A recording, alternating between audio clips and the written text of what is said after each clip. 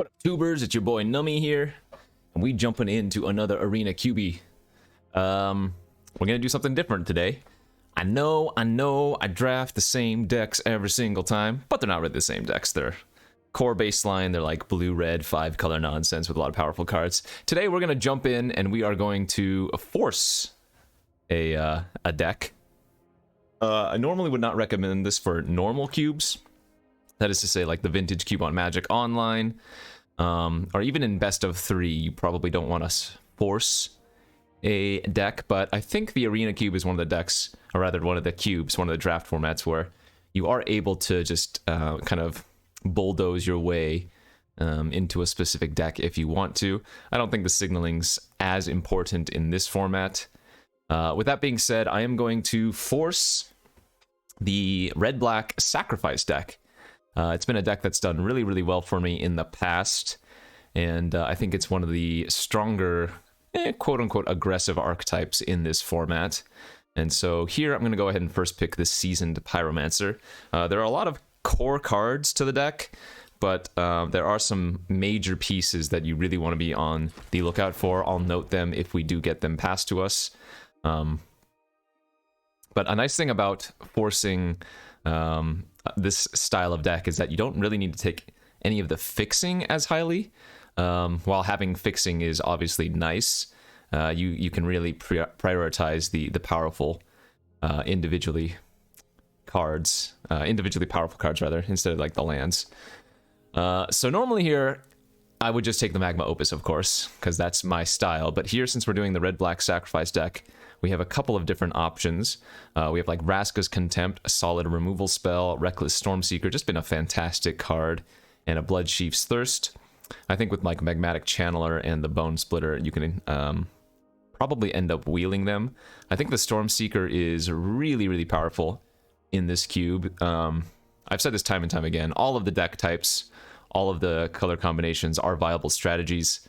And so I know a lot of people think that, oh, aggro's so bad in this cube, or, you know, oh, aggro's so good in this cube.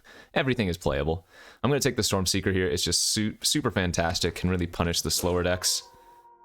Into a Maniform Hellkite is okay.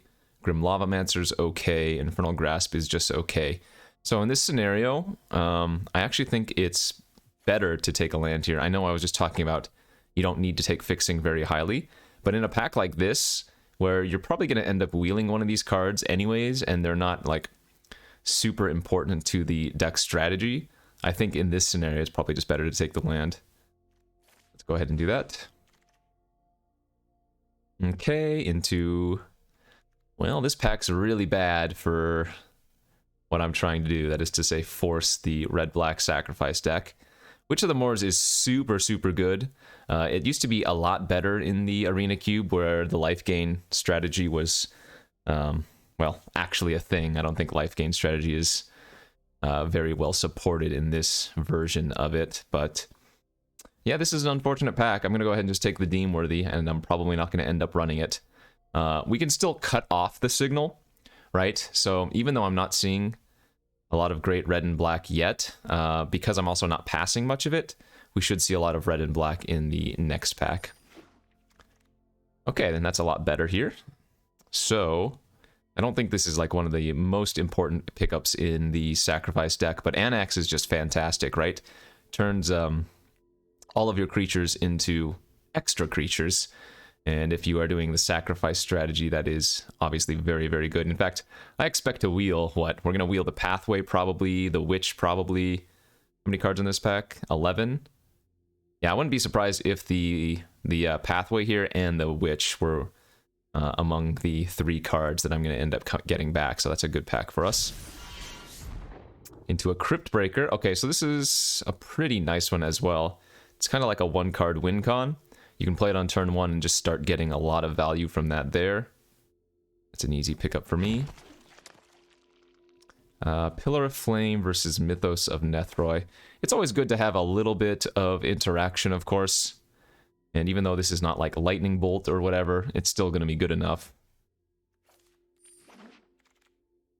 Okay, there's one of the cards that you're looking for when you're playing the red-black sacrifice deck. Judith, the Scourge Diva, super fantastic.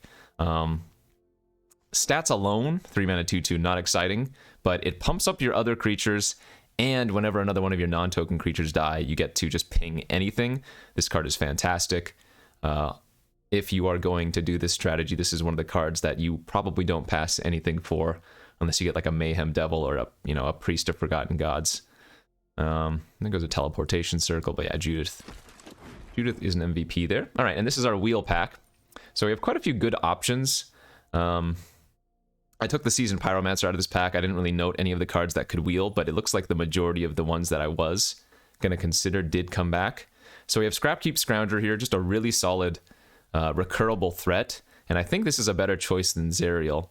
Even though Zerial is really, really good in the Sacrifice deck, or in the red-black deck, a 2 mana 3 power creature that gets around Wrath effects is something that you want to look for. That is really unfortunate.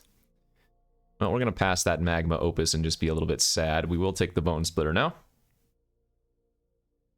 I think Magma Opus is one of the best blue-red win cons in the format, so unfortunate to see it go by, but I will bite my tongue and move on. Incinerate Calls the Dead, not very good. It gives you a bunch of creatures, potentially, but I don't think the graveyard synergies are generally there, although I do have that Scrounger already. But I'm not playing Blaststone or Find Finality, so we'll go ahead and take it. I think this was the pack that didn't have any cards. It's going to be the next couple of packs that still have some red and black cards for us, so no fear there. Right now I have too many 3-drops. We really want to load up on the cheap interaction, and then maybe get a couple more top-end cards to win the game. But the problem with not playing, especially like blue in this format, you really need to make sure you get the cards that can give you a bunch of value. So cards like Cryptbreaker here, very important. Cards like the Annex are important. Excuse me, Scrounger's a lot of value, right? That type of thing. Ooh, hiccups. I can't imagine we're passing green or splashing green for anything, but nothing else there. Okay, so maybe we didn't end up wheeling any of the red or black cards I was talking about. That's a bit of a surprise and kind of a bad sign for us, but like I said, it's okay to force in this cube. Like, we still have plenty of playables, right? If we take out the land, that's still 8 playables for the deck, so no concern. We just might be fighting over some of the red and black cards. Where's my last pack? Because the pack that had like the Soul Scar Mage, and what was it? The Pathway, and there was one other card. I don't think we got any of those cards back. Yeah, that's not a great sign, but we'll be okay. All right, another fantastic pack here for us. Man, got a Rankle, Dragon Master Outcast, Thoughtseize, and to a lesser extent the Banneret. I think the Rankle's just a little bit too strong. These creatures that have a bunch of good abilities and have haste are just too hard to beat. Like, I think the Stormseeker and the Rankle, two of the better aggressive creatures in this cube. I don't expect the Thoughtseize to wheel. Maybe one of the red drops, 1-drops do, but we are very happy taking Rankle. Okay, and a pretty good second pick as well. Valky, just a solid 2-drop, really. Even if you don't hit a creature in your opponent's hand, the information is so useful. And of course, if you draw it later on in the game, well, you can just Tibalt and often get enough value from that. Rimrock Knight would be a decent wheel, so would Dragonfire. I might end up running the Disfigure if that's the only card that comes back, but I think I'm happy to take the Valky here. Yeah. So not a bad start.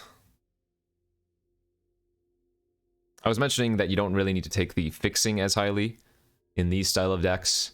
That isn't to say I won't. Like, if we get a Blood Crypt in a pack with, say, well, I can't come up with anything that. Anyway, if we get like a pack that doesn't have much in it for us, and it also has a Blood Crypt, then it's pretty easy to still take the land. Okay, so we're going to take the Gonti here, passing the Poison the Cup, and probably going to wheel the Grim Initiate, I would guess. Looks like we might be going a little bit bigger than the more aggressive sacrifice strategy. And I mean, really, I think they've ended up cutting a lot of the sacrifice effects in this cube that used to be there. So there's like weaponize the monsters. Oh gosh, I'm already gonna start blinking. Priest of Forgotten Gods. There's like Kazul's Fury. I know there are a bunch. There's still a handful of other ways to sacrifice, but I mean, I guess the Rankle can sacrifice technically. But often enough, you just end up as like a good red-black deck that has a lot of value built into it. Another pretty good pack here for us. Chandra's decent, although I don't have more than what?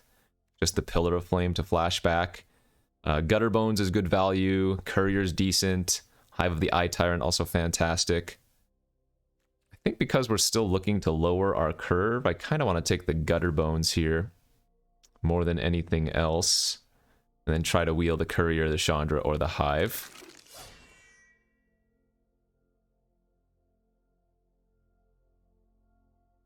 That looks good so far.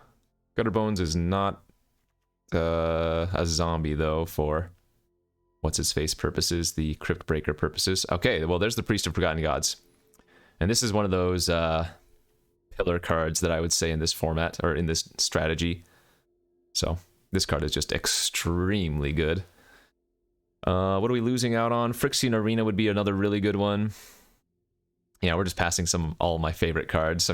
Don't worry, in the back of my mind, I'm like, all right, we passed Magma Opus, passed Mizzix's Mastery, there goes Wilderness Reclamation. It's all right, though. You're forcing this strategy, and it's going to work out. Decent pack. Here's a sacrifice effect. I don't think Hostile is any good, though. Best card in this pack's probably Prismari Command, but Battlecry Goblin is okay. Don't really have any goblins, but it is a solid 2-drop that can just win on its own. Yeah, we're looking good here. 14 playables, and we're early enough in pack 2. As we get a foul play, I don't really care for Dollhouse, although this is a card that can give this type of strategy a lot more value in the late game, but do we really want to be playing a 5-mana artifact? Probably not. But foul play is also not that good. We're not trying to get like this type of value in our deck. Like, I'm gonna take it before we time out. As I was saying, we're not trying to get this type of value in our deck. We'd rather just have a straight up kill card like the Infernal Grasp we passed earlier, right? Having requirements on your removal spell is not exactly good. All right, this is a really good choice. We have Lurrus of the Dream Den versus a Direfleet Daredevil. I think this has just got to be Lurrus because of the amount of value you can get off of that. Right now we have like Scrounger, Priest, Valky, Goblin, Gutterbone, Cryptbreaker. I mean, 2 of those creatures, the Scrounger and the Gutterbone, can already come back from their own. On their own, rather, but Lurrus is just too strong. Okay, no good wheels there. Not inspiring. The Ether Sphere Harvester is good versus opposing aggressive decks, but I'm not sure if we want to main deck that if we can get other better choices. All right, we did wheel the Disfigure. That was the card I was like, well, this is the least interesting of the cards we could end up wheeling, and we might not even end up running it, so we'll see. This is a good example, though, of fighting. Like, I guarantee, right, black and red is not that open. Other people are fighting for it. Blue is actually super open here, which is depressing. But this showcases the fact that even when you're forcing, and I guess we could take Sky Sovereign. I don't like that card. I'd rather take the Hive. Oh, God. As I was saying, this is a good example of even if you're forcing something and another person's in your deck, you're still going to end up with enough playables. Like, Disfigure, Foul Play definitely can still make the deck, right? Deemworthy is a solid one. We can throw in the Harvester if we wanted to. They might not be my first choices, but we're going to end up with a playable deck, for sure. And now I'm passing a Time Warp, and I'm very sad. Okay, Midnight Reaper is a solid choice here. This is another good one. Or the sacrifice strategy just gives you a lot of extra value. Makes it a lot harder for them to like mass board wipe you without you getting some amount of value. Passing a Mire Triton's okay. Insult to Injury's decent. I guess a Bosch could be okay. Fury's okay. We'll just take the Midnight Reaper. A Yara. I don't think a Yara is all that good with our current mana requirements. In fact, I would expect that card to wheel, so I'm going to take the Summit here. Yeah, seems like an easy piece of fixing. Into a Bolas's Citadel? Do we dare try? That actually could be a really, really fun one in this deck. Just one top-end card, and it's the Citadel. Because we are presumably going to be the more aggressive deck, so... In fact, if we play the Citadel, I might want to run the Harvester in the deck as well. This seems like it could be pretty good. Alright, next pack. What do we got here? Demonic Pact.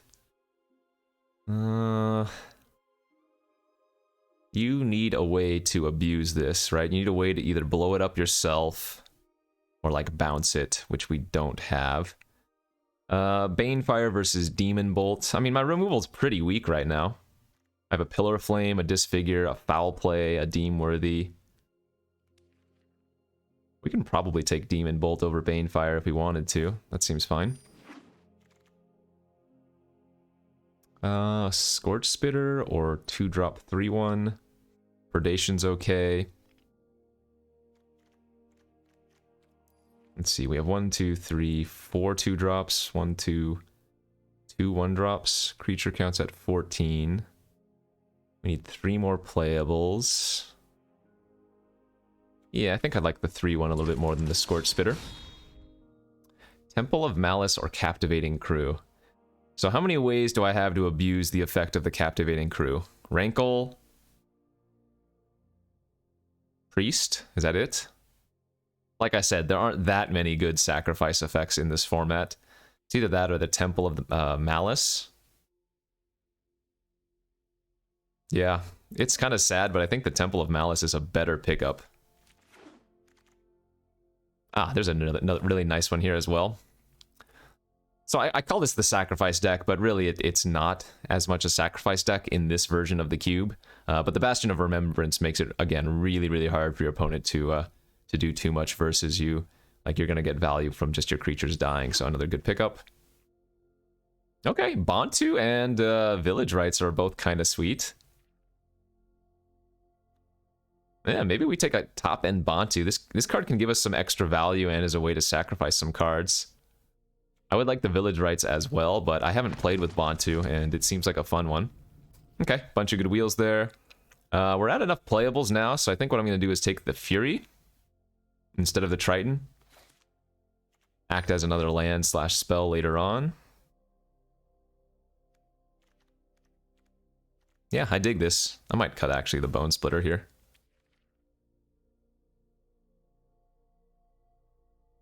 Red-black SAC. Asterisk. We didn't get the Weaponize. And I passed one of the other sacrifice. I passed the... What did I pass? Like the Hostile. That type of thing. But we did pick up the Priest. We did pick up the Rankle. We have Fury. So we have a couple of ways to sacrifice a creature. There's the Ayara. My mana is going to be okay. We could try running the Ayara. I don't think it's worth it. I think the triple black's probably not a viable strategy here.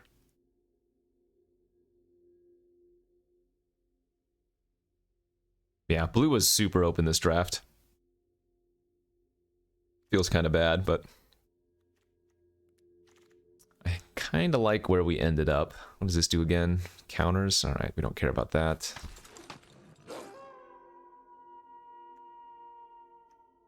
Do we have any way besides the Priest of Forgotten Gods to get the Citadel online earlier? I don't think so, right? This is the only way to act as like pseudo ramp.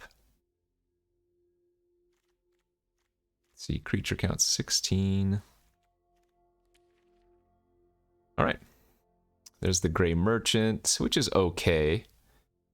And the Demonic Pact, which is again okay, but I don't think we're running either of those.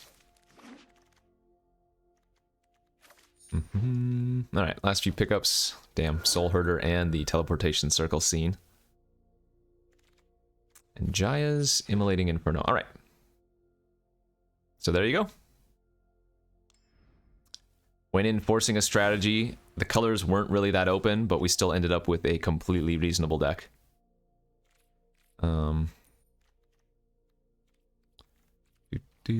We want pretty equal splits of red and black, it looks like. Maybe a little bit heavier on the red. Well, no. I guess we want a little bit more black in the end. But close still. So that's 7, 8, 9, 10, 11 black sources, 9 red. We do have 2 double red on 3. But I think because we have a bunch of top-end double black plus the Citadel, it's better to run a little bit more black. Plus, remember, the Kazul's Fury can be played as a red source, so... yeah, this looks pretty good. Give this baby a shot. World first? No, not world first. We've had plenty of non-blue decks, just the majority have been blue.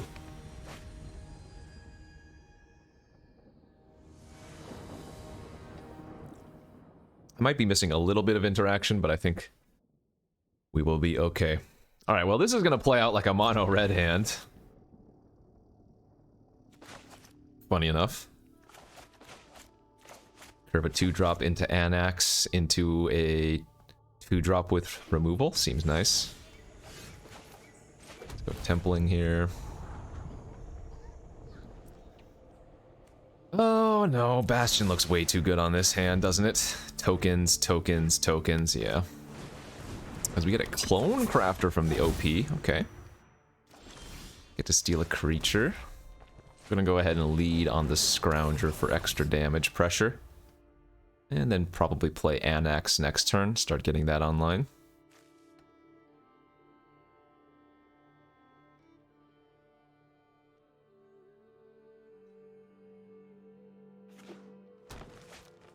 They stole a Crypt Breaker from me. Well, that doesn't really do anything with about black mana, does it? Go ahead and trade for both of those if they would like. And if the Scrounger dies, we would have gotten a token from the Anax. Palladium Mirror. Alright, that's going to be a good Pillar of Flame target because we do not want them to ramp. So let's go... I want to play Bastion this turn? Oh, we could play Seasoned Pyro, but we'd have to discard a bit. I guess I could play Seasoned Pyro, discarding the Gonti and the Battlecry Goblin. But it feels like it's probably just better to get the Bastion online. That way if they start killing creatures, they're going to lose some life in the process.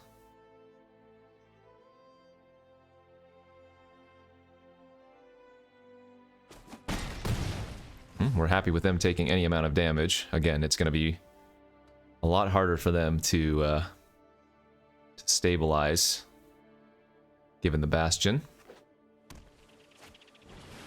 Yorion Flicker the Clone Crafter. Okay. Well, a 4/5 is indeed very large. But at this point, we can just start attacking in.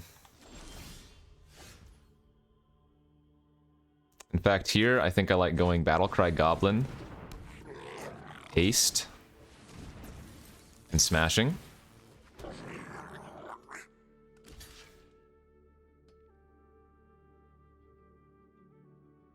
This is just way too much pressure.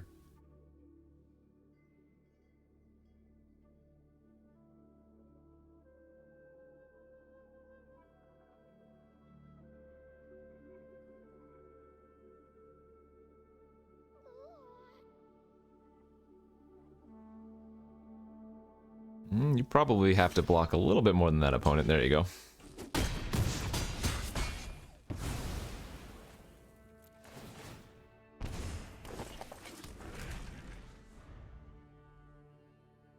But, I mean, you look at this board state, and even if they fire off a Wrath, they still take 5 damage.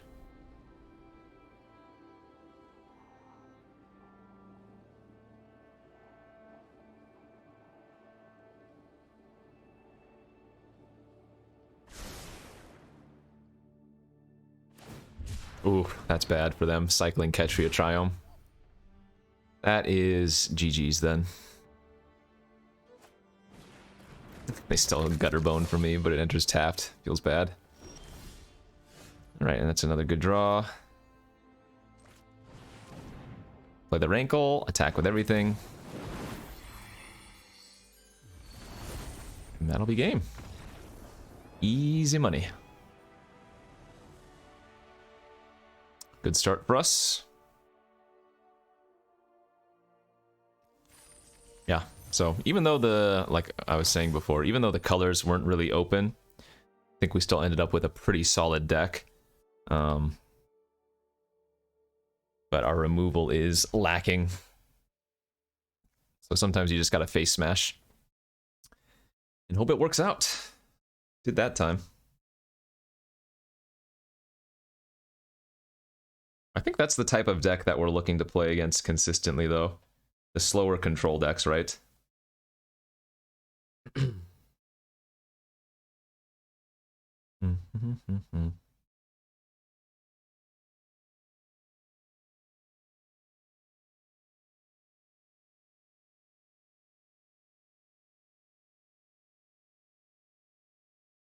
But maybe the next few videos will be me forcing specific archetypes.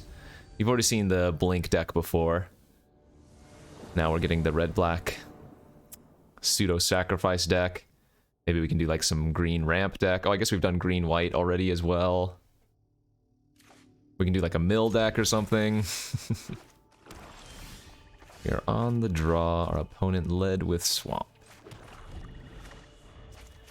Probably gonna Valky here turn 2. Oh, we might have a mirror match. Aggressive mirror. Yeah, like I like running out the Valky, maybe stealing their best turn 3 play. Poison, Bastion, Signet Blood, Temple, and a Phoenix. Oh man, that would be really, really gross if I could somehow turn the Valky into the Phoenix, right? Oh no, I guess it doesn't matter, because the Valky wouldn't come back. Oh, they drew an untapped land. Darn it. Wonder if they're just gonna poison the cup the Valky right now. Sure, that's fine. We'll take 2.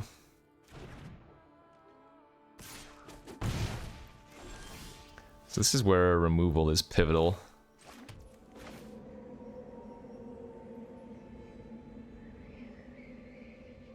Yep, let's play Judith. Hopefully they don't draw an untapped red source. Okay, they didn't, so no Phoenix this turn. Really good for us. We get to Rankle next turn. We do not want to trade Judith off. Just makes all of our other cards a lot better. Oh, they drew an Elspeth's Nightmare? Yikes. Yeah, opponent's drawing well. We still get to get some value back. Okay, that's good. Well, I think this is a great turn to Rankle, right? Make them make both players discard a card.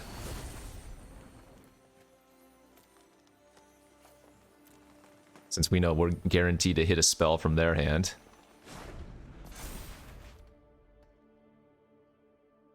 And then I get to Gonti next turn while they play, presumably, the Phoenix. Yep.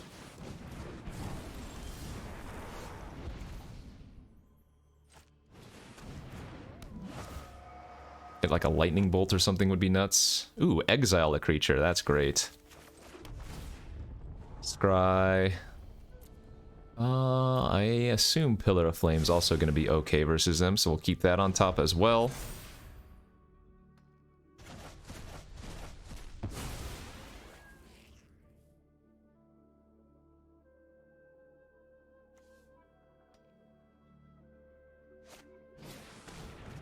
So they might not attack this turn because they did a setup turn here. Unless they draw a cheap removal spell, it's a little bit risky for them to do so.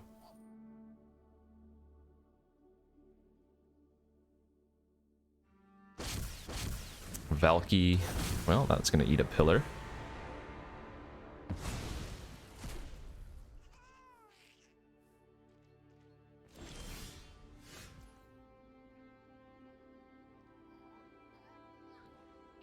In fact, let's see here. If we pillar that 2, 2.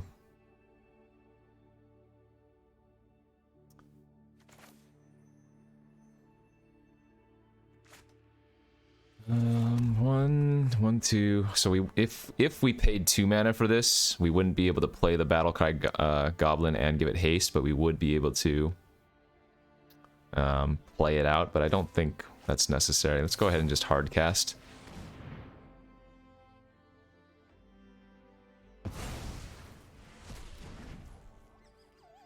Then I guess I'll see if they block.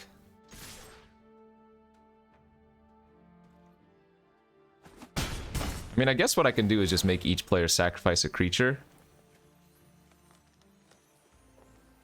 And I think with that many cards in their hand, we actually want to make them lose a life here. I guess we'll make them sack a creature. That's fine. We'll sack Gonti. We can just play out the Battlecry instead.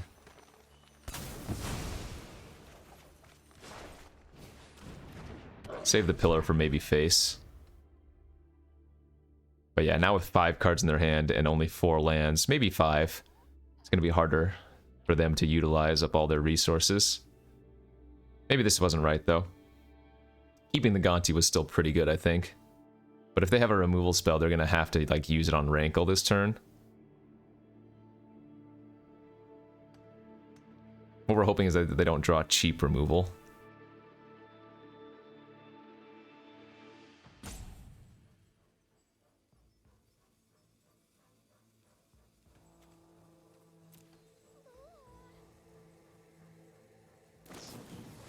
Okay, Erebos is an intervention for 3, gain 3 life. Let's see, 1, 2, 3. If I pump it, something gives goblins haste, so I guess we just pump twice here. Get him to 8. Say go.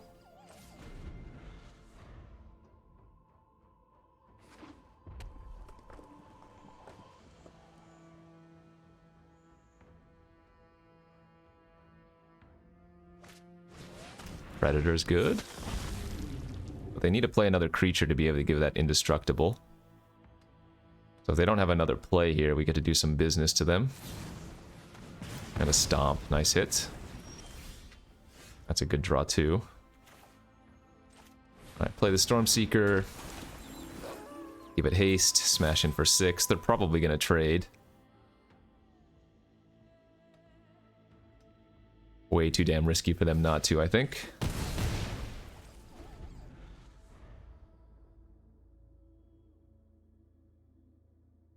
So we have a nice life advantage here. Ooh. Bad news for them. Got an Ox of Agonis. Or rather, I've got a Pillar of Flame for that Ox. I mean, this is really freaking good. We might be able to win this turn. I'm going to sacrifice, what, 3 lands?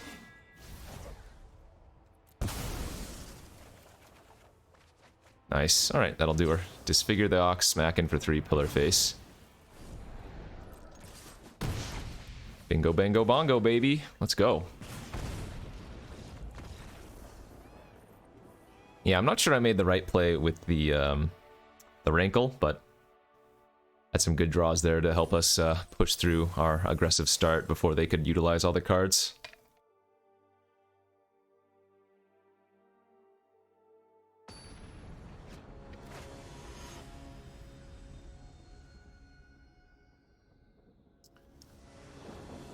Okay, on the play, Pretty nice looking hand. Might be playing out this Kazul's Fury as a land, we'll see. Do not need another 2-drop. With the Bantu in our hand, I think we just want to draw lands.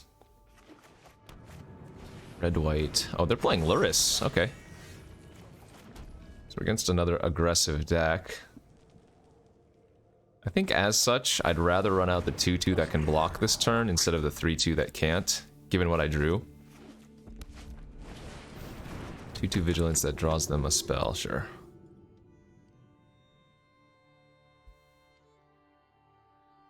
I bought him the 3-1 Marauder, right? Okay, so we want to draw lands here.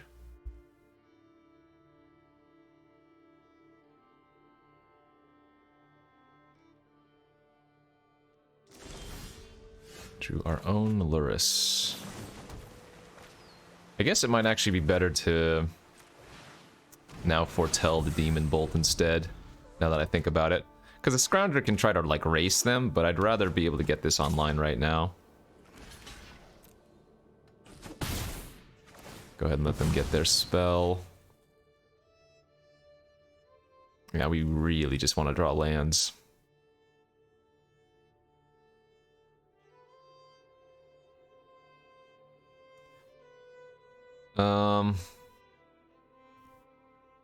I mean, we don't even know what's in their hand, but I'd say our chances of winning this game are already like 30%. Just because we are stuck with some fat in our hand. And we kind of need to draw both lands and spells at the moment. But that's not even a good land to draw.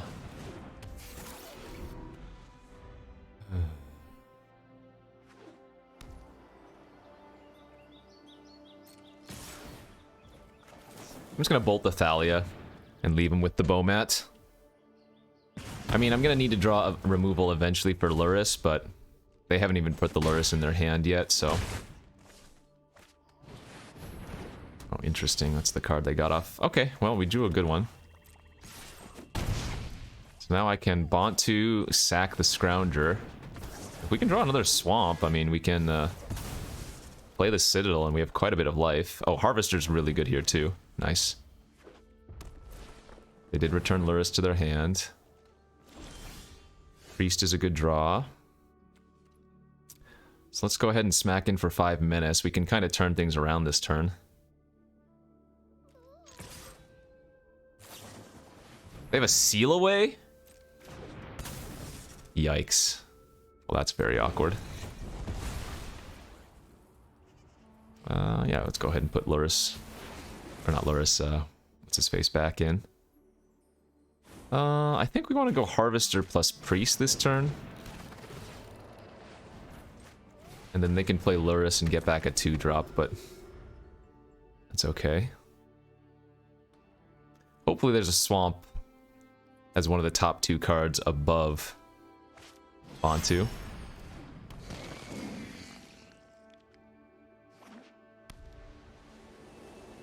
That Exaltation is about to ruin us, though.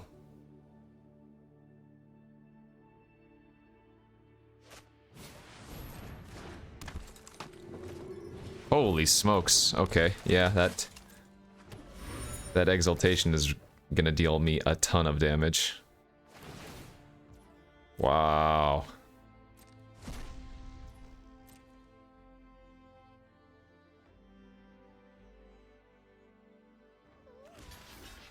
I guess I block. I mean, I know the Priest would have given me another black source for the Citadel, but we got there anyways. So it's 1 unknown. That's a little bit risky, but this has the highest upside, because if there's a spell on top, then we get to spell and dispel. It was a land. Alright, well, that's the difference in the game. Hitting a land there and not a spell. I mean, I could have just went Luris and do another creature and we would have been okay, but... Went for the greedy line and got punished. That's funny.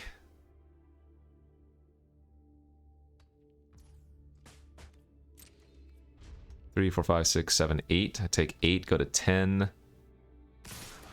But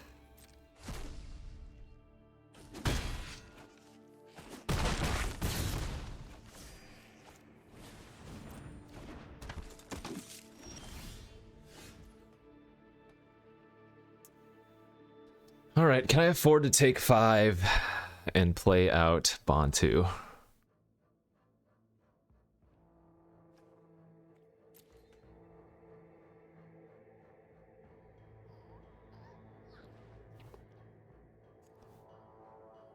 Yeah, I guess I'm going to. Judith on top, so let's...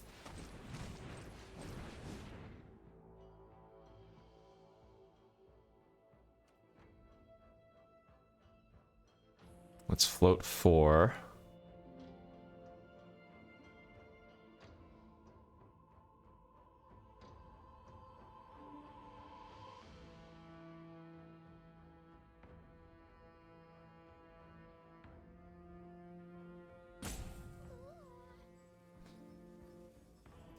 Draw a bunch of cards here.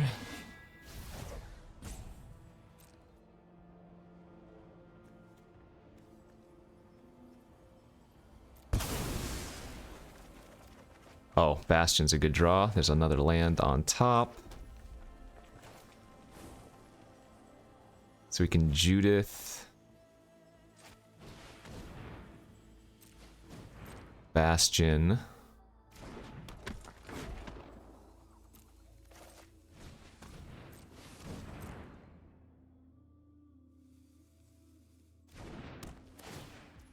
Pass. This is winnable, but it's... I mean, we could just die to burn, of course. Wonder if I was supposed to animate the Harvester this turn, but I think it's better to hold the Harvester as a blocker with lifelink. Oh, well, maybe I am dead, because Lightning Helix Face.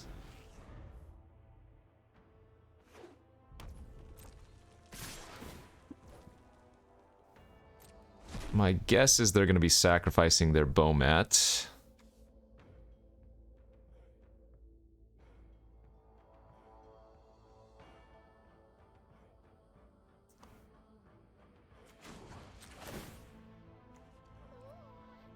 So let's crew.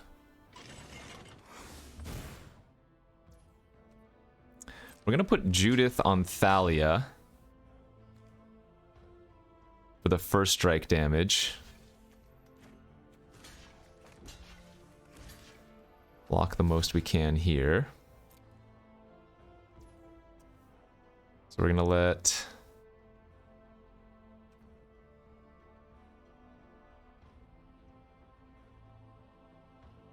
let the first strike damage resolve. Get the ping.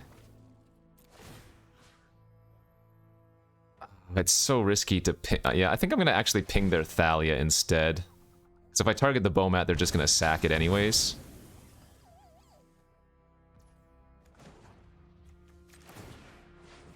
Oh, I guess losing out my... losing my... what's his face? Judith meant my Harvester didn't ping them for as much damage here.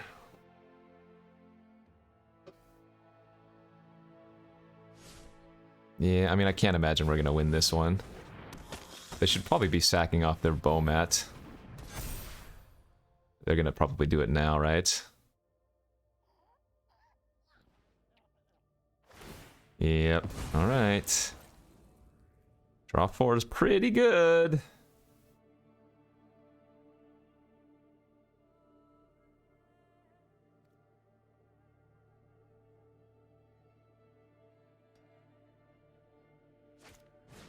Bone Splitter. Okay, that doesn't kill me. Sure. We're gonna draw the land. We have another land on top. Yikes. That's actually not a bad hit.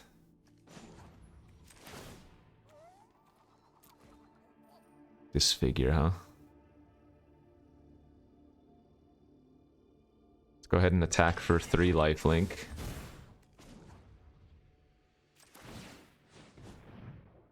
Can play out the Lura. Oh, wait!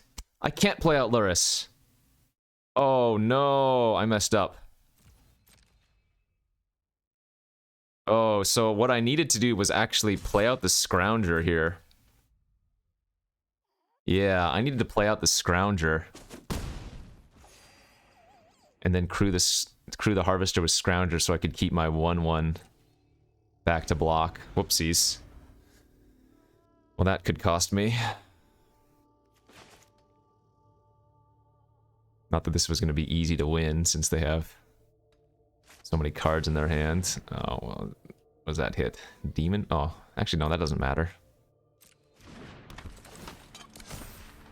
That's fine. Okay.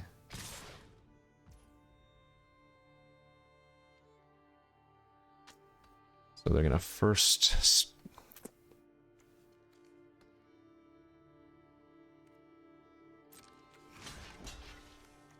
I mean, I have to block this and then disfigure their Odonto.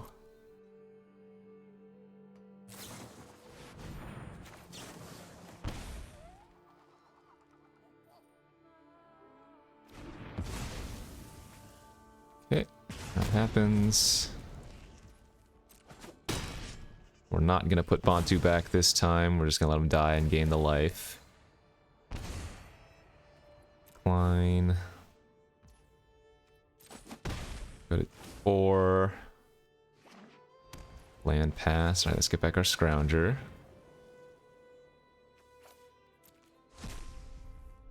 Drawing a land for the turn, not great. But we do get to play out Luris as a lifelinker and another 2-drop from our graveyard.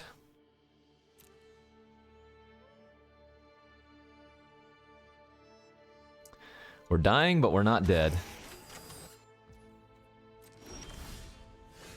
I don't think we play Reaper off the top.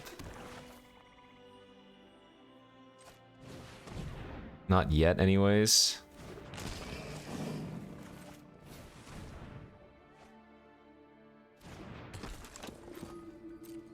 Oh no, I can't play Reaper. If I play Reaper, I'm gonna die to it killing myself. Alright, that's fine. Not ideal, but fine. We're still alive here. We can crew the Harvester, which is a fantastic blocker.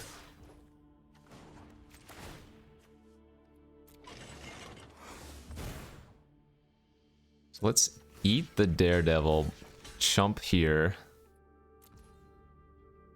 I can't activate lifelink, so we're gonna gain 1 before any damage. Then take 2. Their Daredevil dies. I stay at 4. Alright, this is working. Land off the top. Oh yeah, that's a good draw. That is a really good draw.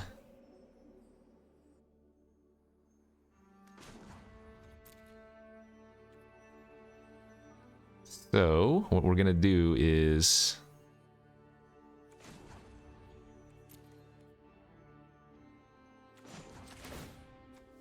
through the script. Oh, they conceded! What on earth? Were they just over it? Well, we were going to be able to do so many things. We were going to crew the Harvester, attack for 3 in the air, post-combat, use the Priest, sack the Scrounger, sack the Harvester. That would gain us 2 life, lose them 2 life, draw us the Seasoned Pyromancer, give us 2 mana, play out the Pyromancer, discard the Reaper and 1 other card, get 2 more creatures. Yeah, I mean, wow. That was... I mean, they scooped early, I think, of course. But, my god. We were doing it. We were definitely doing it.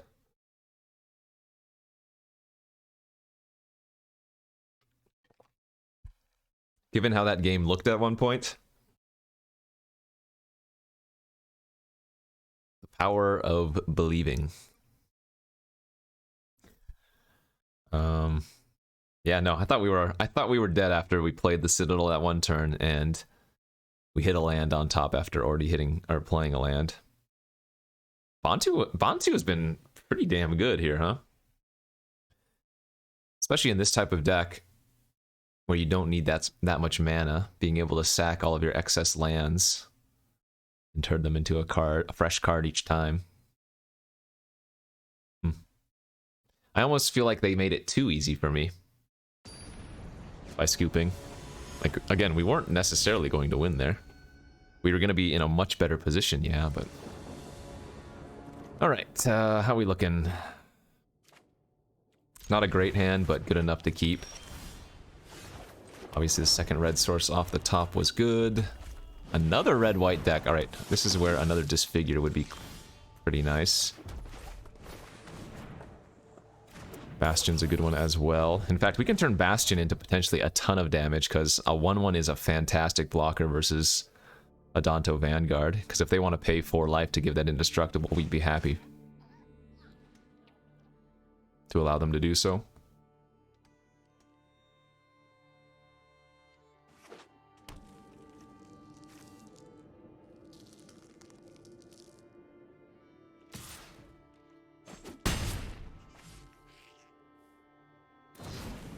Bone Crusher. That's nice.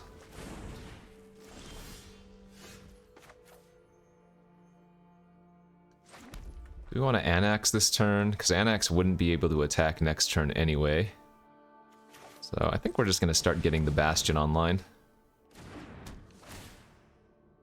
And then maybe go Gutter Bones plus Demon Bolt. Bone Crusher.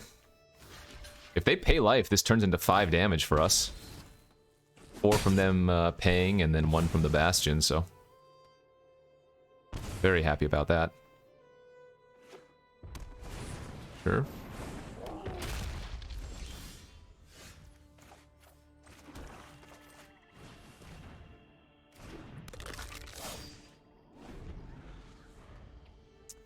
Yeah, Gutterbone's not great here. Oh, God. Okay, well, I guess I need to Demon Bolt the Siege Gang Commander instead now. I'm glad they played that pre-combat for me to see. I'm gonna fall to 11. Hopefully we draw a mountain so I can go Anax plus Battle Cry. That'll work.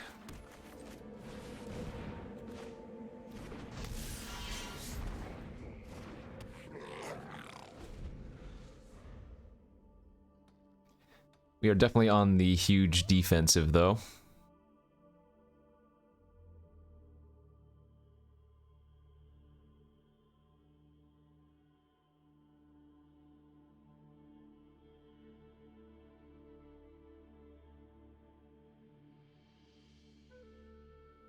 Maybe this is retribution for the previous red-white deck.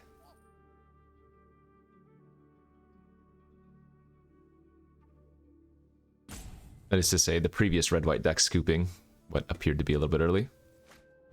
Oh my lord. Well, that is a problem. Sure. I guess we're going to chump, eat, chump. They're going to lose 2 life. I'm going to get 2 tokens. I take 4... Go to 7, then go back up. If they pay life here, though, that's really good for us. Nice. Okay. I don't mind that.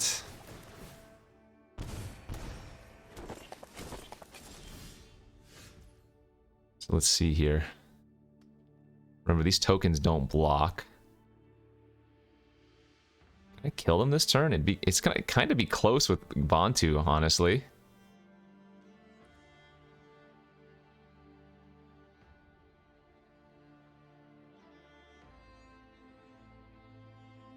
No, can't quite kill them. We're gonna need to draw like Disfigure.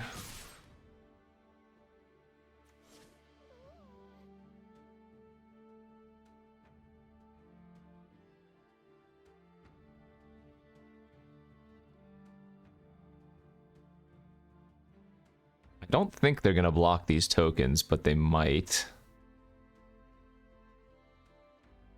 Is it better just to sack them to Bantu right now for guaranteed? And then I go block, block. Yeah. I think I don't attack here, sadly.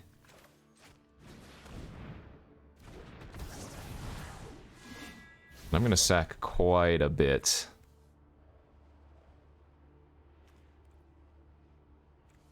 I think I need to go a little bit deep. Draw 5, they're gonna lose 2. I need to find like Disfigure. Did not find Disfigure if you were wondering.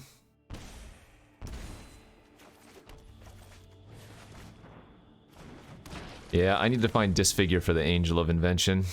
I think we'd just die if they draw a land for their cave, right?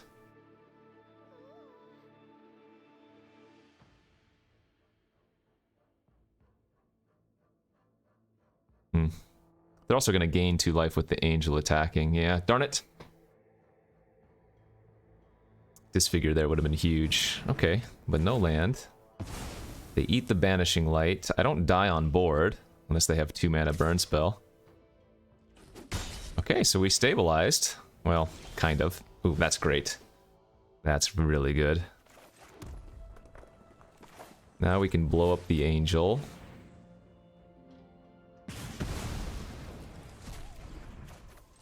Play out the Stormseeker. Say go.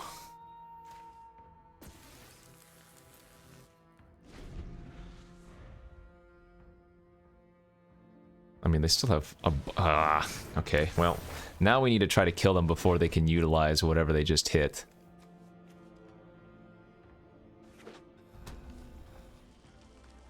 Could be easy.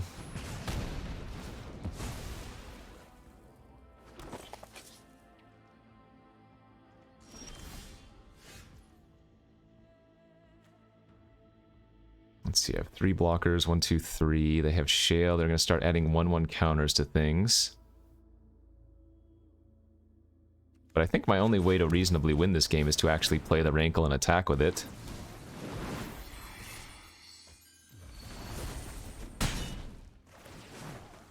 And then I can sack my token, which I don't care about.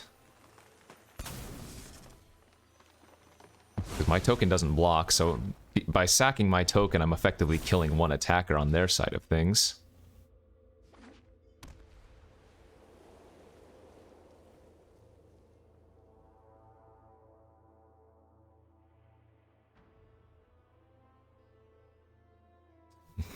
This is still a close game, funny enough. Heliod! Oh, they get to make a huge life-linking Bone Crusher Giant now? Okay.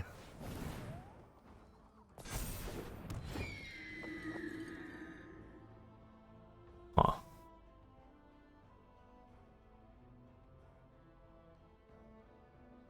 I can't say that's great.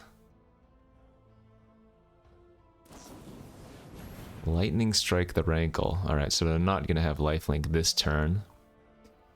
But that means I probably can't win now, because that was my only way to get through.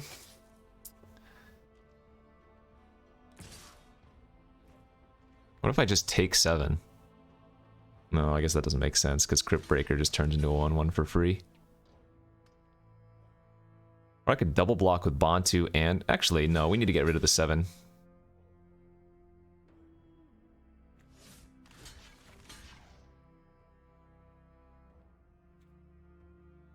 Okay.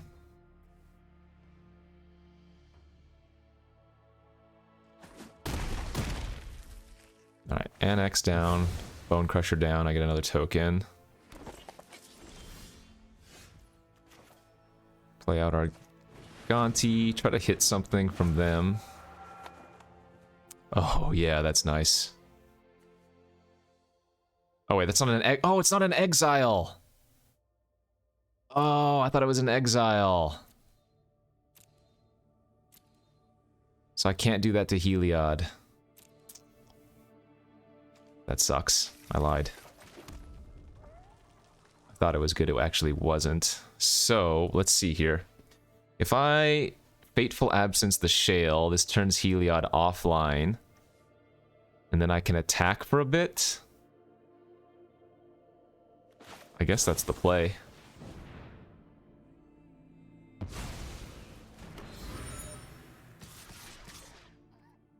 Remember, Bantu has Menace.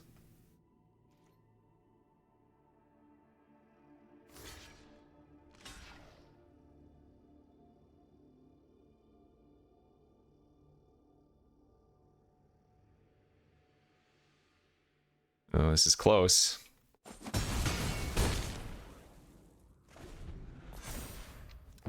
Wow, they've opted to go to 1. So they can still give lifelink this turn, but... Well, okay, that's gonna turn the... So I guess they're gonna go back and gain... 4, 5, 6, something? Ah. Yeah, it's slipping out of our grasp again. Close, though. So close.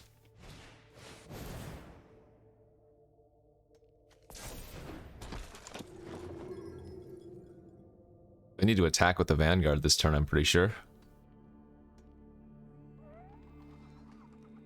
They can gain 5 if they do. Gain 5, and yeah. 1, 2, 3, 4, 5, 6. So I would need to kill the Basri somehow to turn off the Heliod.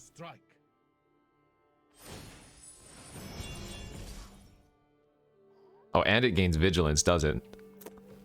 Crap. Indestructible and Vigilance. Oh, no, it doesn't gain Vigilance.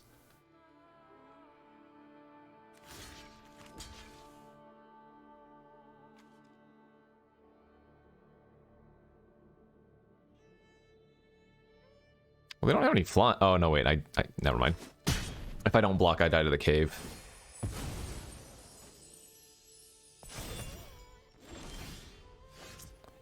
Yeah, that probably does her, huh?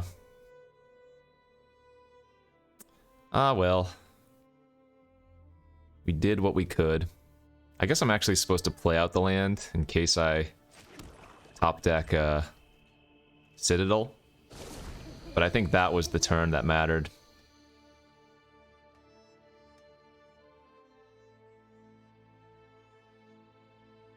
So close. Sure. I don't think I have anything that can pull me back now. Oketra's love is your shield.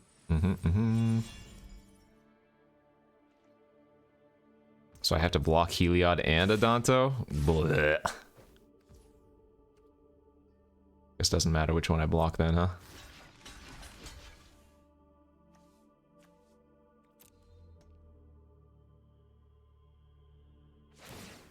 Oh, they paid for life, so... Okay. Wow, that's so risky. If I had a... Oh, no, wait, I have no cards in my hand. I was gonna say, if I had a burn spell, I kill them. Yeah, I don't know if they realized that, Basri gives it indestructible.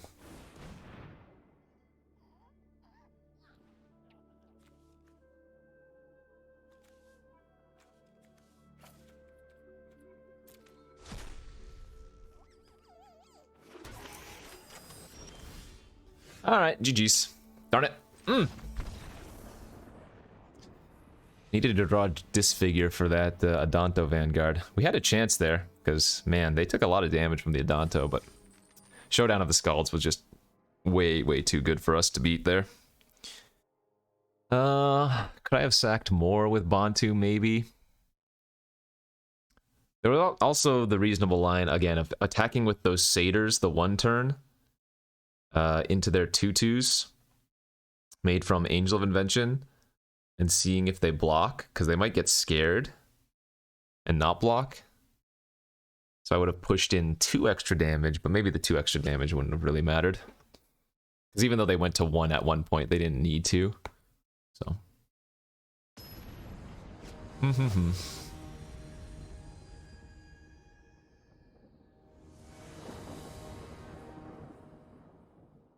Alright, on play, looks like a pretty good hand. Keep getting Scrounger and Anax in our opening hands. Not that I'm complaining about it, Oh, man, we're playing against nothing, and Bantu for that matter. Keep playing against aggro decks. Yeah. I assume this is a mono red list. Red blue, okay. Let's go ahead and get the Stormseeker online. Means I don't get Annex next turn without a red source off the top, but this applies the most pressure and we can just Demon Bolt any creature that they might play. Oh nice, they passed it to Knight. Well now we're gonna hit them for 5 if they don't do anything. This is what I'm talking about. This Stormseeker card is just so brutal. Wow. We're also not even going to run into a counter spell. Because, we're not going to cast anything this turn, so... It's a really good turn cycle for us if they just do nothing again. Prismari Command. Oh, they should have main phased that. Probably weren't thinking about it at the time, but yeah, they took a bunch of extra damage. And if they don't double spell next turn, then it stays nighttime.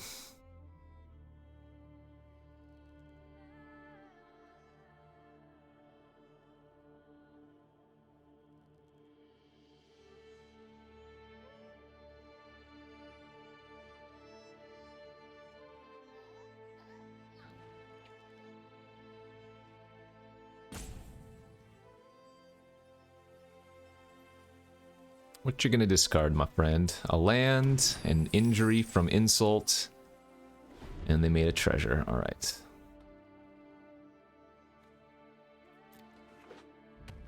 They're gonna double spell here, injury my slasher, and then kill it with some other burn spell.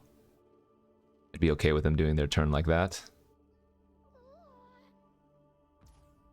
Pass? Are they gonna hold up a counter?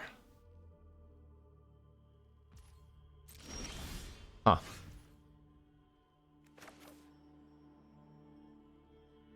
Well, I think we definitely want to play out an Annex this turn. Because if they don't have a counter here, then we have 2 creatures. If they do have a counter, then it's much more likely our slasher is going to connect. And they can't cast, like, Sublime Epiphany or anything. Alright, well, I got to target the Annex.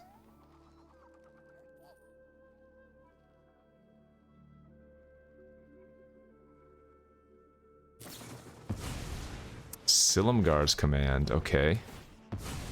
Sure.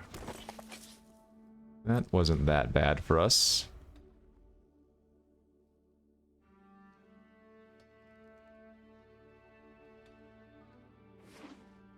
Maybe a little bit greedy on their end, but not that bad.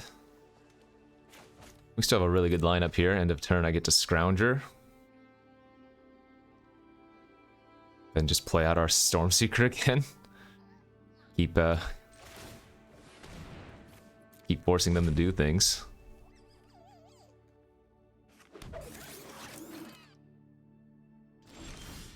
Hive is another fantastic draw step, damn. Ooh, that's not a good sign for you.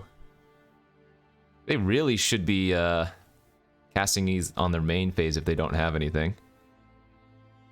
Right? Because if they could double spell last turn, it would have flipped back into daytime. Now that it's nighttime still, if this Reckless Stormseeker resolves, they're once again just taking extra damage. In fact, we can put them to 1 if they have nothing here. That ain't gonna cut it. And they already used Lightning Bolt, so it is also unlikely to cut it.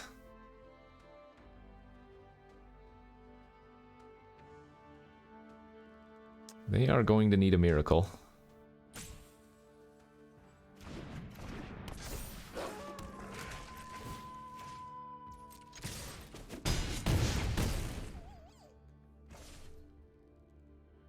I think because I don't have very many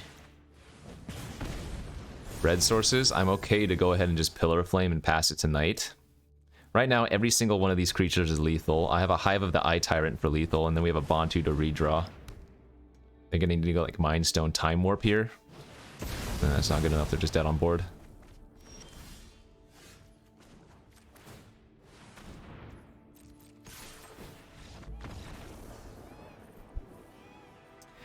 Easy does her.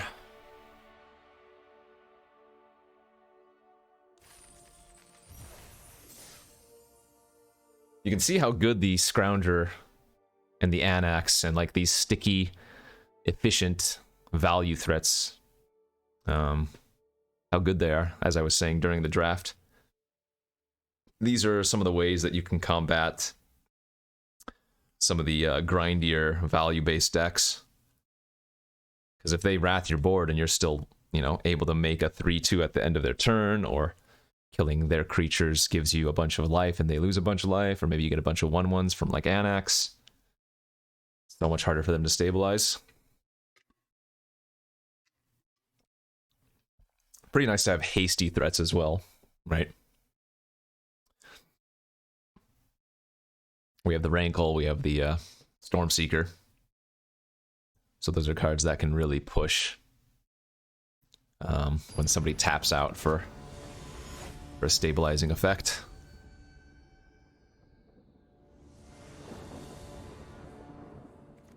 Okay, on the draw here. Pretty good looking hand. Hopefully we get to do some priesting, but priest often dies really early. We have a Zagoth Triome. Alright, we are going to keep the Gonti for value because it looks like the opponent's probably playing a grindier deck. I'm going to lead off with Valky this turn and get some information. They are playing a scary deck.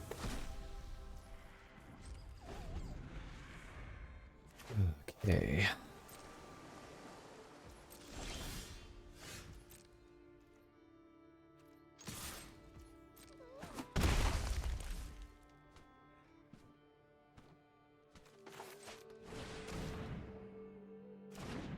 I guess I don't run out the Fury as a land, since the extra red doesn't do anything for us. I don't really care if they bounce my, sure, Priest. They might just fire off Time Warp here. I think it makes sense for them. Yeah. Especially since they have another Time Warp available if they get their Scholar back. I am not thrilled with our position.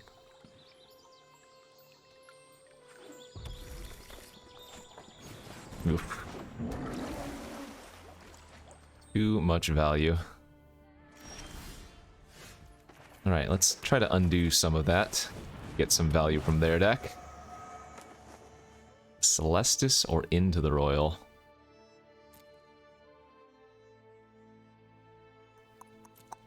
How good is Bounce here?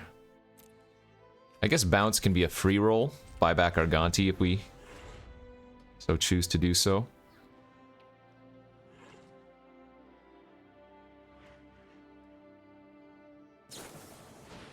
Sure, yeah.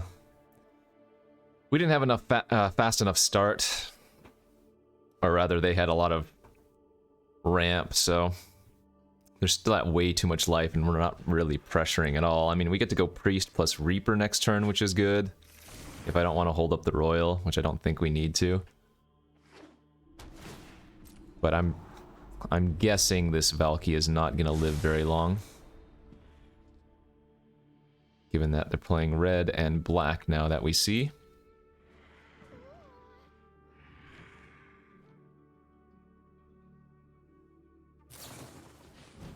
Oh, they're killing the Gonti instead of the Valky. Huh.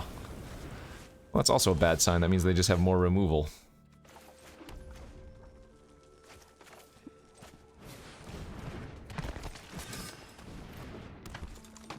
Alright, hand dump and pass.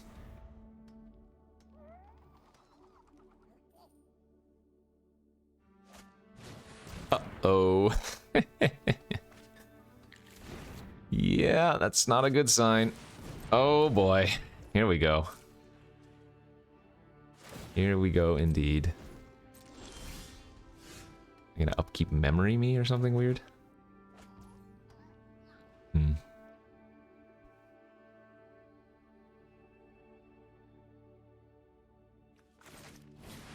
Guess we just play out the Stormseeker here. Combat.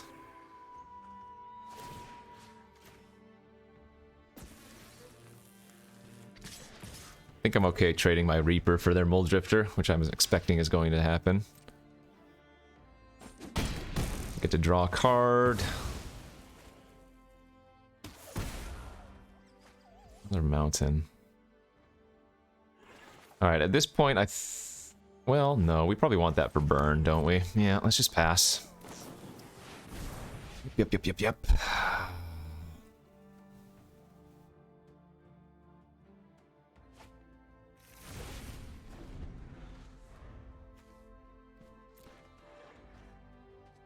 It's too many of these specialty cards, whatever they're called.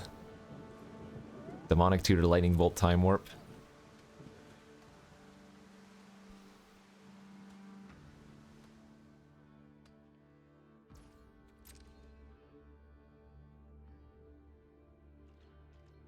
Oh, do they have nothing to do on their turn? Okay, that's gonna flip our Stormseeker if they don't.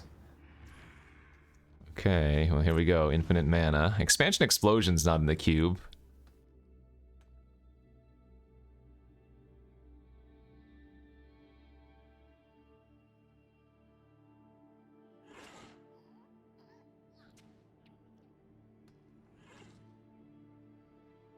What's it gonna be? Magma Opus. Yeah, that's a pretty good one. And they're tapping.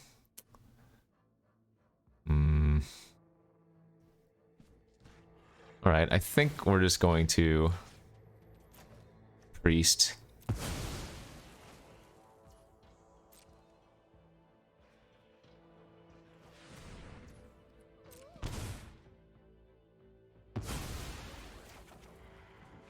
Not bad. Float. Opus. Now we get to kick the Royal on their token.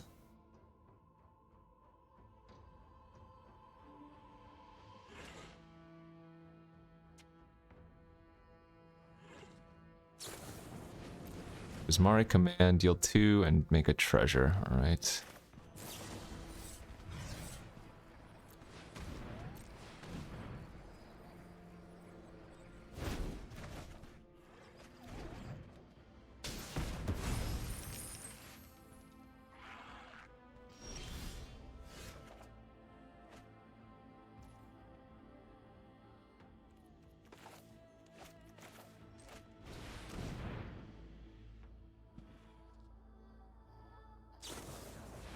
They actually have counterspell too, huh?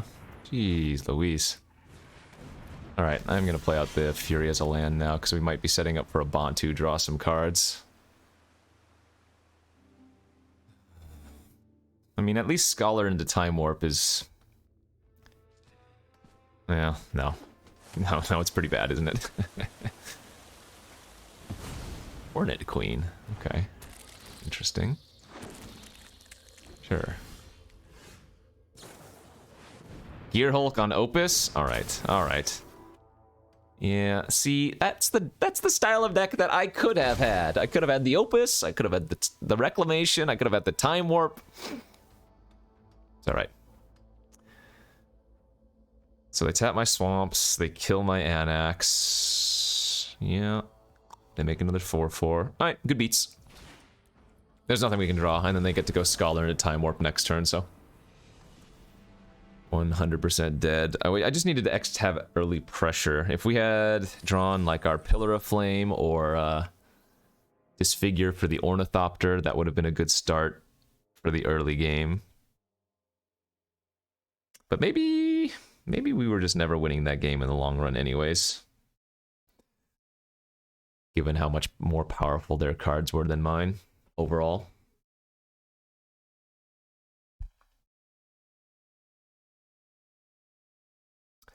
Sometimes you just lose to a better deck. And yeah, in those scenarios, you just go right. Okay, you got me.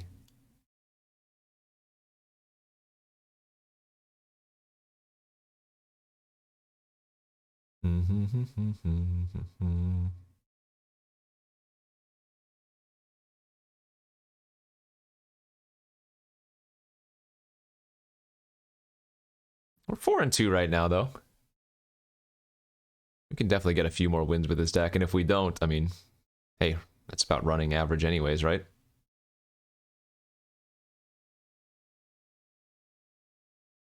Obviously we want to win a couple more, but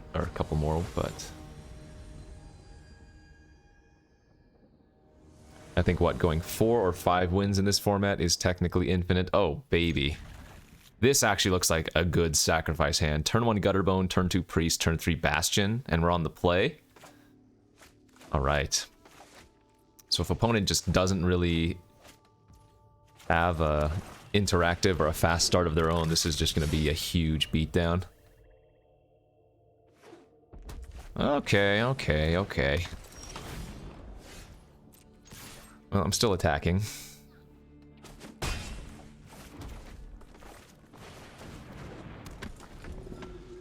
Man, how many red aggressive decks have we played against? Feels like at least, what, 4? I think we played against maybe 2 control-y decks. Yeah, there's Mr. Bantu again, as always. Sadly, I don't actually have anything to cast after the Bantu.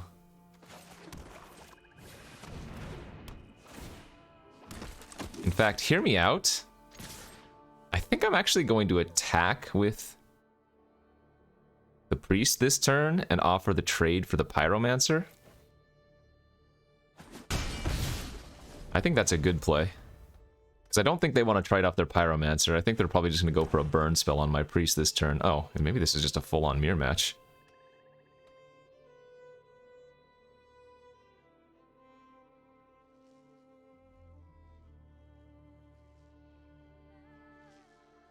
Well, Bastion's going to be pretty darn good.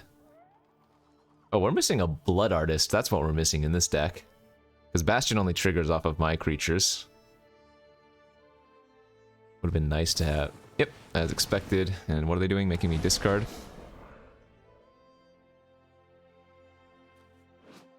Yeah, so we'll just discard this Marauder.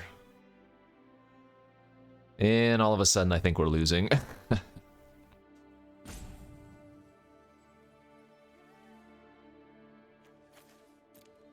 They do lose a life here.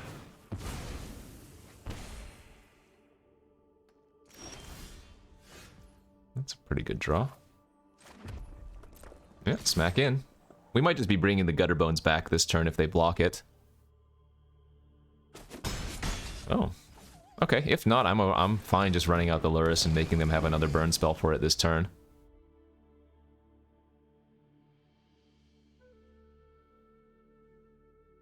Because I don't think I'm supposed to wait for another land to play Lurrus and then get one of my 2-drops back. Because that might take a while, right? And presumably if I get to 5, I want to just Bantu here anyways. So yeah, they fired off another removal spell. They should probably attack with their Pyro and their Channeler if they're not planning on blocking with them. Did find a land, fantastic. I'm guessing they're going to block Gutterbones this turn. Alright, they go to 10. Let's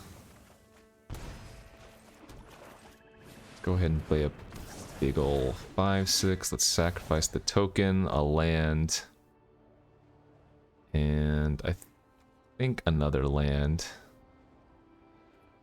Draw 3. Alright, not terrible. They are running black, so they might have a way to get rid of Bantu, but in red alone, it's going to be a lot harder without combining multiple cards together. Oh, a double black's bad.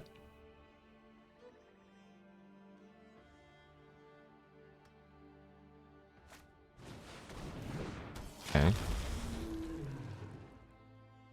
Well, we can actually kill that. No, we can't. No, we can't. Not very easily.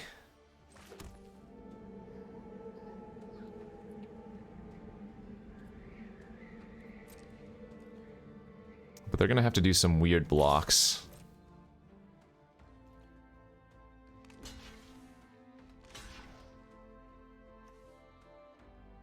Okay.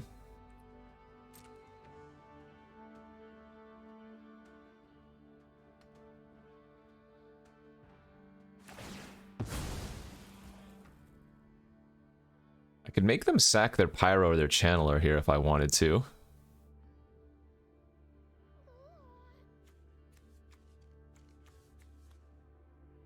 But I don't think I'm gonna do that.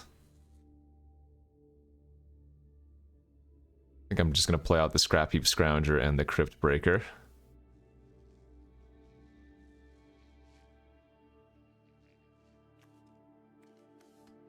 Ah, God. Actually, you know what? I'm gonna Demon Bolt the Pyromancer is what I'm gonna do. That gives them too many blockers, potentially.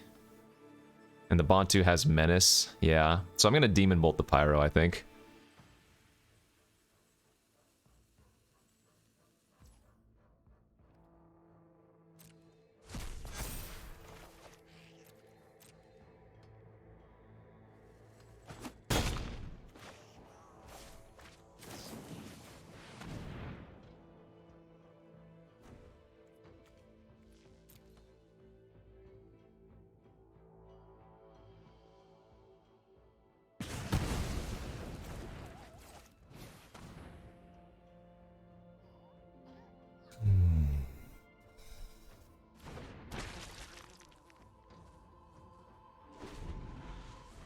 They're gonna have to play on the defensive for a little bit, it feels like. But... ooh, that's a good draw. 3/5 lifelink.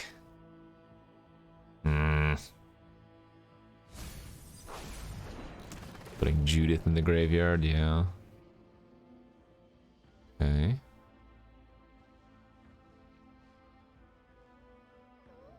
I mean, I guess they could attack.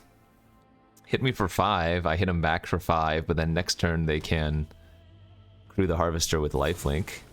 Ah, that's annoying. That's super annoying.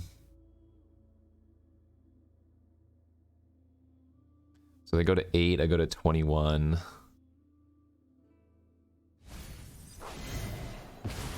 It doesn't give them Delirium quite yet. They only have instant lands and creature in their graveyard, though.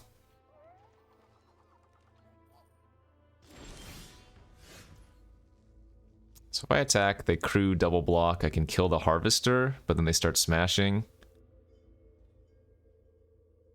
But then I would get Bantu back in 3 turns, so I think we just have to wait.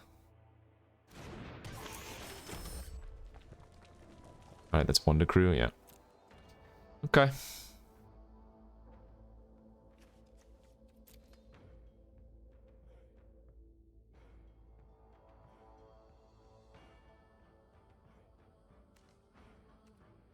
It's gonna be a battle of... oh, that's right! They can keep crewing for free. Oh, gosh. Right. They can keep tapping their Predator for free to give it extra counters. Oh, yeah, we're behind for sure. That's a free way to tap the Predator and just give it 1/1 counters without having to sacrifice a creature.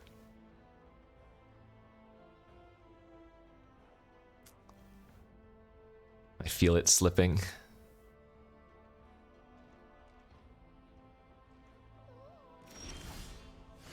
Touché.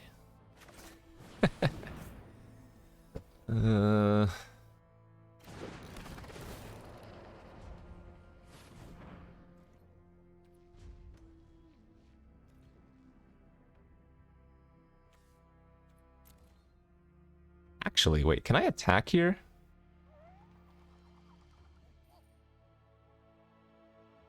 No. I was gonna say I can attack with the Scrounger, right? Just to make them lose a life, but they can crew with the Harvester and then give it lifelink. But I guess they're gonna gain lifelink and eventually anyway, so maybe I should be pinging for 1 and bringing back my creature before they can eat all of the other creatures in my graveyard.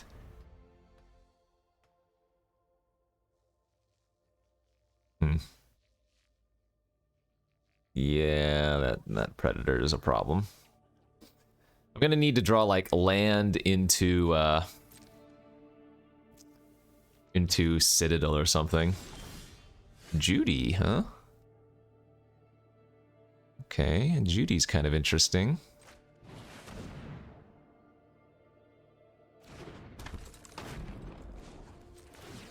I think now I'm gonna crew Judith and smash in with all 3.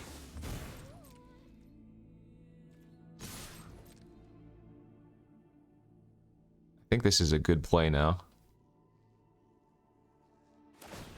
Yep, that's fine. Because now it makes it much harder for them to double block the Bantu, for example.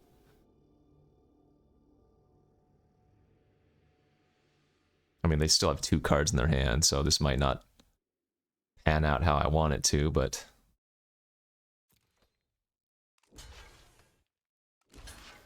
it's okay by me. Go ahead and just give lifelink while I can.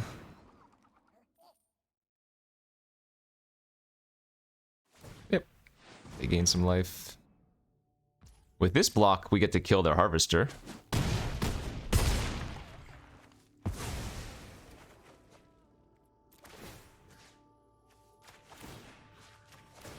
Oh, and we get to kill their Dragon Rage Channeler too. Hell yeah. Yeah, this was great.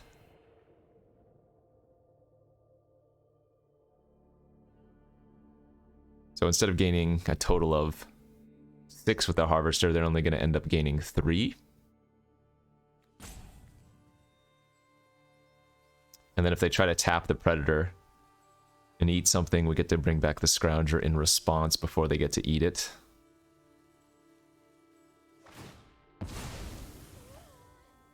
Resolves. Let them target something, and now that it's already tapped, they don't get to retarget.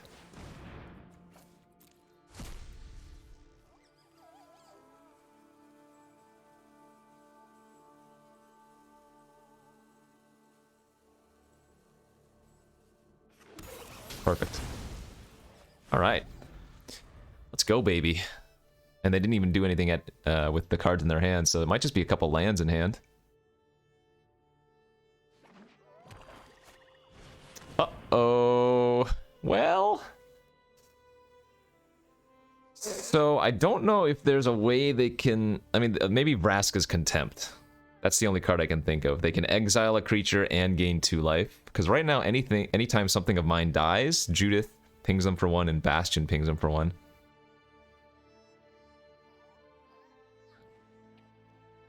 Oh, for the record, I had to make sure I pinged correctly last turn. If I had ordered the pings in the reverse order to where I target the Dragon Rage Channeler first and then the Harvester, I would have given it Delirium. So, something I didn't mention at the time, but make sure you target the Harvester first so that the ping resolves on it last, if that makes sense. You want to kill the Dragon Rage Channeler before you kill the Harvester.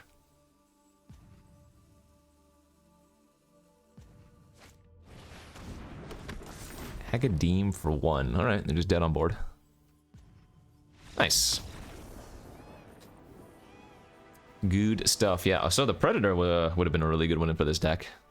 Another SAC card I forgot about.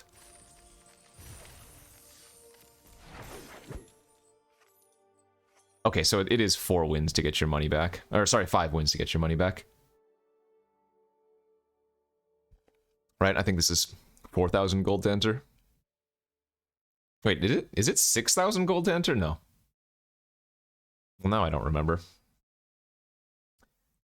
In any case, it doesn't matter. I'm going to get to 7 wins anyways, right? That's the way of the world.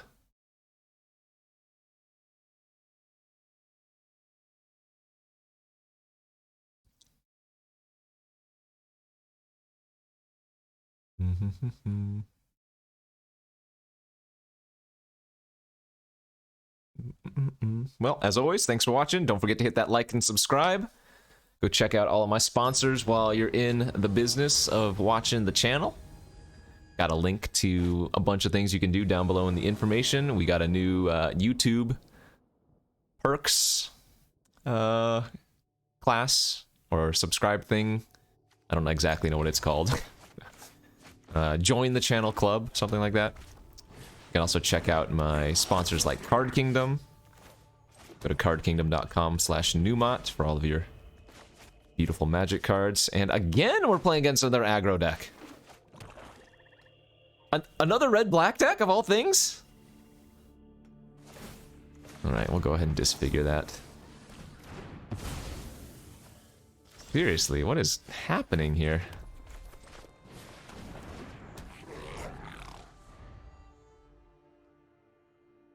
It's the algorithm, man. The matchmaker. I'm gonna put on my tinfoil hat and complain. It pairs you versus mirror matches.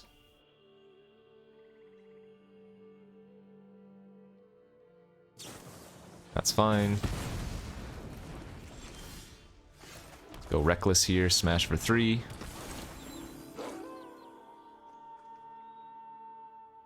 You don't fool me. I know you just put a pause on my... Oh, I was wrong. I thought they had put a pause on my main phase to make it seem like they had something. Okay, no whammies here.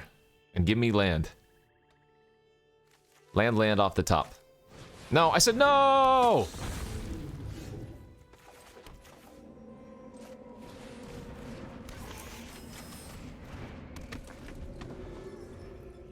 Stupid sexy predator. To start eating my cards. I don't think they're gonna eat my 2-drop. I think they're gonna eat my... Yeah, they did. So if we draw a land, we can play Luris into Battlecry Goblin.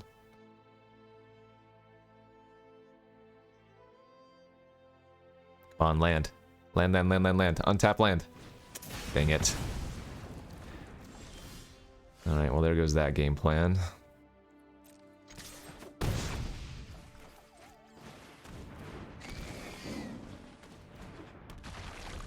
Hopefully they don't have too much more removal in their hand.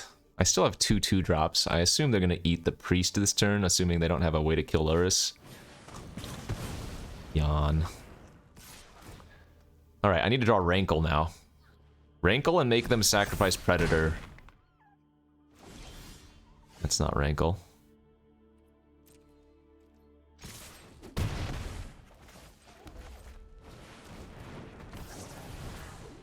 SAC.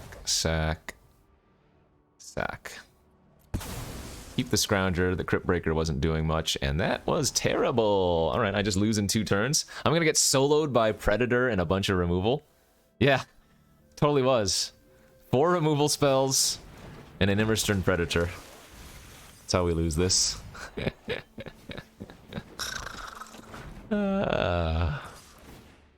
don't think I have any outs now. We had 1 window of opportunity to find, like, Rankle to make them sack it, or if they didn't have a removal spell for Priest, but... That's funny. There's nothing I can draw, it doesn't matter, right? Good beats. GG's. No! The troll! Alright, you got me. Well, that was embarrassing. But we got to 5 wins. Hopefully you all enjoyed this episode of the Arena Cube. Again, this was a forced archetype. We went in, pick one, pack one. I took, what, the Pyromancer. And we forced a red-black, quote-unquote, SAC. Had some really good games. All-Stars, Bantu was a huge All-Star. Bastion of Remembrance pulled some heavyweight. Judith was pretty good. Yeah, not too shabby. Had some good recurable threats that did a lot of work as well. So, thanks for watching, everybody. Hopefully you enjoyed. Maybe I'll do another forced archetype for the next draft. But until then, we'll see you later. Thanks for watching, tubers.